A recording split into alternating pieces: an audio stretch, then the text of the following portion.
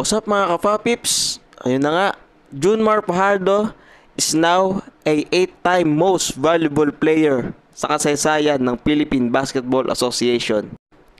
Congratulations kay Junmar Fajardo. Well, hindi na ito bago sa mga, lalo na sa mga fans ng PBA, Kasi alam naman natin na ilang beses na nga nakakuha ng MVP itong si Junmar Fajardo, Although sabihin na natin nga sa PBA, syempre mayroong height advantage, pero hindi lang din naman kasi yung height yung pinapakita ni Junmar, Alam naman natin na napakalakas niya lalo sa ilalim ng ring, At saka nakakatuwa din guys, Sino ba naman mag-aakalain kung babalikan niyo yung dating Junmar Fajardo, yung bagitong Junmar Fajardo na nasa pa siya ton, Petron Blaze Boosters, Di mo akalain na magiging 8-time MVP,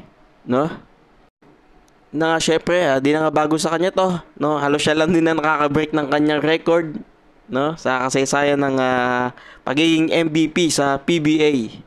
At hindi na nga kataka-taka, na bansagan na nga talagang si Junmar Fajardo na GOAT or greatest of all time player sa kasaysayan ng Philippine Basketball Association.